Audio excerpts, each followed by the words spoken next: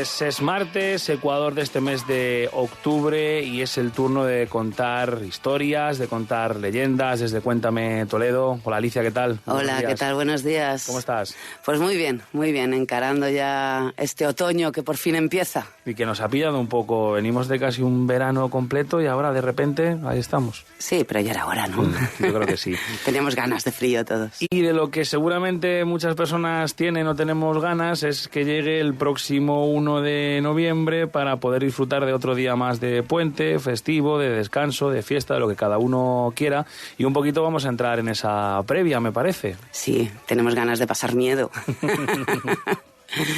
Sí, la verdad es que en Toledo, que es una ciudad con tantísimas historias, tan romántica, ¿verdad?, tan oscura en muchas de sus épocas, pues yo creo que es el caldo de cultivo ideal para celebrar esta noche de Todos los Santos, esta noche de difuntos, Halloween para muchos también, y bueno, intentar liberar nuestros miedos a través de pasar un terror, ¿verdad?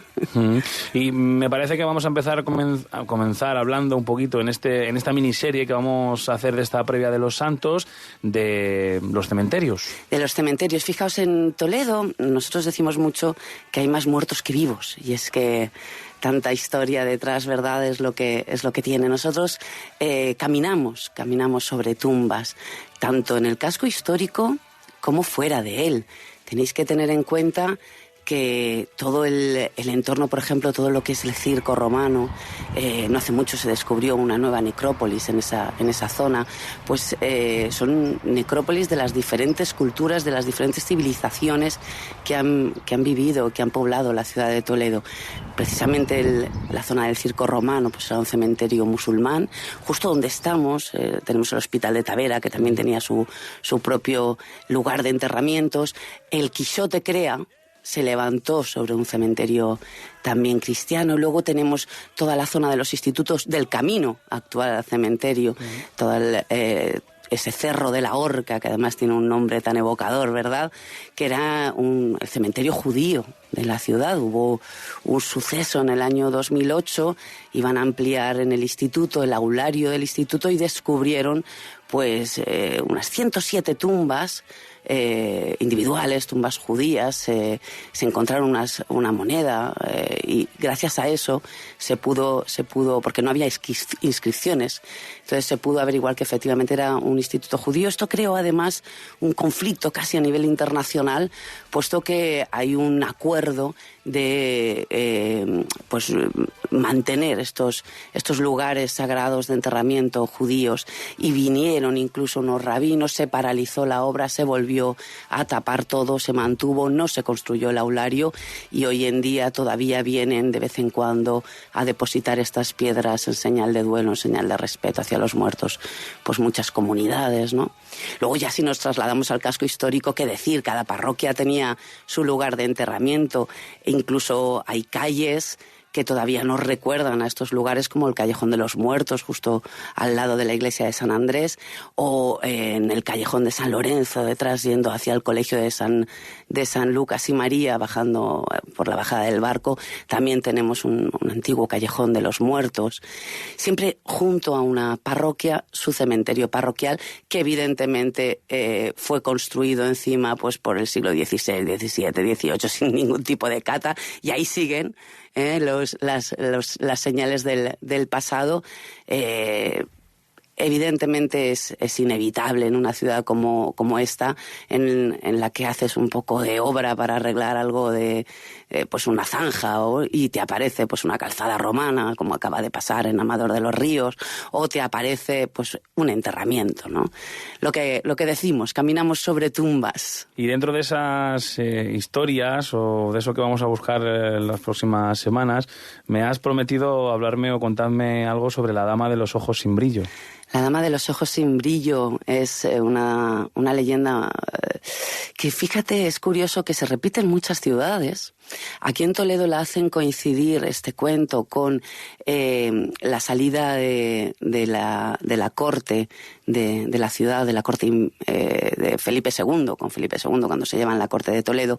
Ese momento trágico para la ciudad, ese momento de decadencia que comenzaba a perder su estatus, ¿no?, en la historia, pues coincide precisamente con esta leyenda que yo creo que tiene mucho de simbólico precisamente y de metáfora de esa pérdida de la corte. Fijaos, nos cuenta la historia que por la calle Aljibes iba caminando una dama una noche de niebla, nos la tenemos que imaginar con esa atmósfera toledana, y se dirigía a un baile, a un festín, a un banquete que iban a celebrar en uno de los pocos palacios que quedaba ya en la ciudad, y detrás de ella caminaba raudo otro caballero que acababa de regresar, además de la guerra.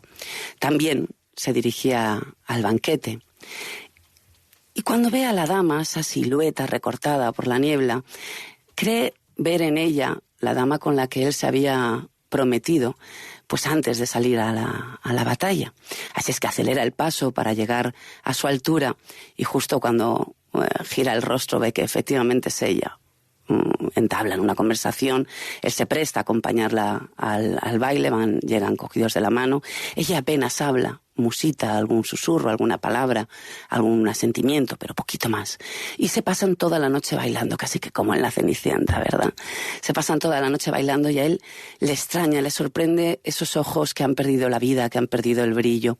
Cuando ella decide irse, regresar a su casa, él se presta a acompañarla, y cuando están regresando pues por la misma calle, ella musita dos palabras: ¡qué frío! Entonces él, caballero como es, se quita su capa de terciopelo rojo, se la pone sobre los hombros a la dama, y justo cuando llegan a la esquina, ella, muy nerviosa, le pide por favor que no la siga acompañando, que ella regresa sola a casa por aquello del que dirán, y que al día siguiente regrese a la casa de los condes de Ursino y recoja su capa. Pues él, imaginaos, con esta primera cita de la dama a la que amaba, pues no puede pegar ojo, y se levanta casi que al amanecer para ir a recoger la capa. Llega a la casa, llama a la puerta, le abre un criado, y él le cuenta la historia, le dice que viene a recoger su capa de terciopelo rojo. El criado se encoge de hombros, no sabe de qué le está hablando, le hace pasar al hall, a la entrada de la casa, y entonces aparece la dueña de la casa, la dama, y él le cuenta la historia. La dama le dice que ahí no vive ninguna dama de esas características, ninguna muchacha. Él se la describe, es una joven de 20 años, con el pelo rubio, rizado, con los ojos muy grandes, pero sin brillo en los ojos. Entonces la dama comienza a llorar, desesperada. Le dice que le está tomando el pelo, que cómo puede faltarle el respeto de esa manera, que a quien está describiendo es a su hija, que falleció hace justo 2 meses. En ese momento él gira el rostro y ve un cuadro con el rostro, con el busto de la dama, y cuando lo ve se da cuenta de que efectivamente es ella, y que no puede ser, porque él estuvo bailando toda la noche anterior con ella. Así es que enloquecido se va corriendo sin despedirse, va corriendo al cementerio, y cuando llega localiza la tumba, la sepultura de la dama, y se encuentra la capa roja de terciopelo sobre la lápida. Ahí está. Esa historia, yo creo que lo que tú decías, he escuchado, hemos visto seguro algunas muy parecidas. Sí, esto es lo que tiene un poco el folclore, ¿no? Las costumbres, las leyendas, que las vemos pues contadas de boca en boca, y al final se convierten casi que en tradiciones también.